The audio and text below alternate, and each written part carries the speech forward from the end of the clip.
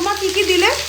বেগুনটা ভেজে রাখলাম, তেলের মধ্যে কালো জিরা ফোড়ন দিয়ে আলুটা দিলাম, আলুটা ভাজা হচ্ছে, আলুটা ভাজা হয়ে গেছে। এবার পেঁয়াজটা দিলাম আর কাঁচা লঙ্কা চিড়ে দিলাম। এইটা ভাজা মধ্যে সব ভাজা হয়েগুলো দিয়েছো, আলু, বেগুন, পেঁয়াজ, চিংড়ি মাছ এগুলো দিলে। আলুটা সেদ্ধ হয়ে গেছে? আলুটা সেদ্ধ হয়ে গেছে। এবার ডালটা, যে ডালটা সেদ্ধ করে রেখেছিলাম সিমের বিচির ডালটা, ওটা দিয়ে দেবো।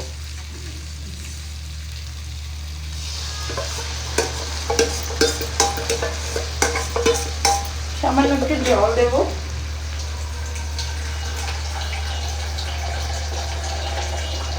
অনেক ঘন হয়ে গেছে।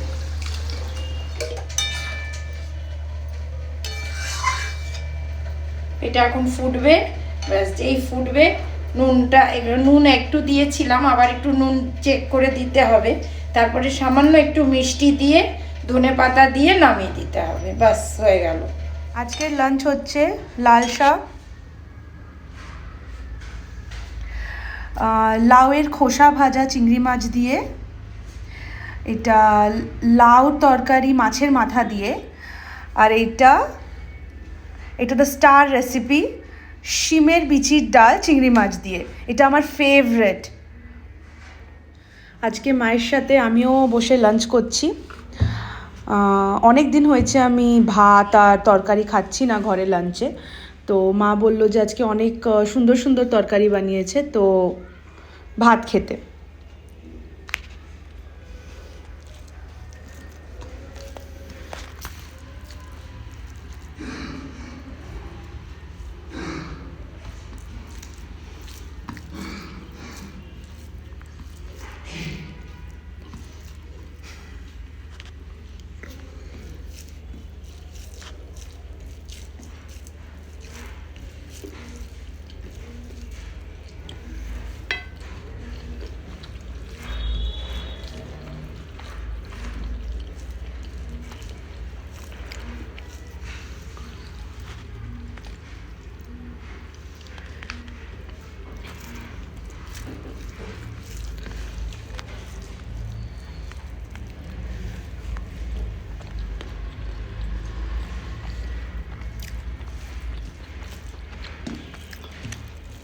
ভালো হয়েছে না লাল শাকটা? দারুণ হয়েছে।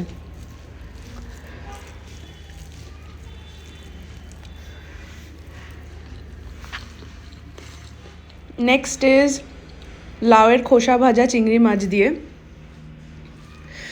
ওই বলে না বাঙালিরা সব কিছু খায়, কিচ্ছু ফেলে না, খোসা সব কিছু। আমার পার্সোনালি লাউয়ের খোসাটা খুব ভালো লাগে, চিংড়ি মাছ দিয়েই, চিংড়ি মাছ বেগুন দিয়ে। তো এখন হচ্ছে মাছের মাথা দিয়ে লাউ তরকারি।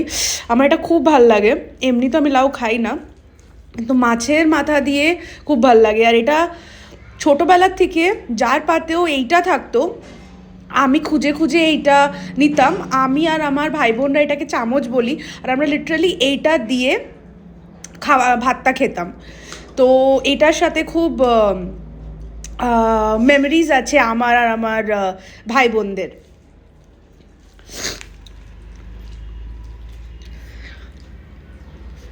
সো এবার আমার ফেভারিট ডিশ চিংড়ি মাছ দিয়ে শিমের বিচির ডাল। এটা আমার ছোটোবেলার থেকে আমার ফেভারিট ডিশ। মানে একদিন সেই সেম স্টোরি, একদিন মা বানিয়েছিল আর আমি খাবো না খাবো না খাবো না খাবো না করে গেছি, তো মা মেখে আমাকে খাইয়ে দিয়েছে এক গ্লাস। ওই দিন আর আজকের দিন এটা আমার এত ভাল লাগে যে আমি স্পেশালি মাকে বলি এটা আমার জন্য বানাতে।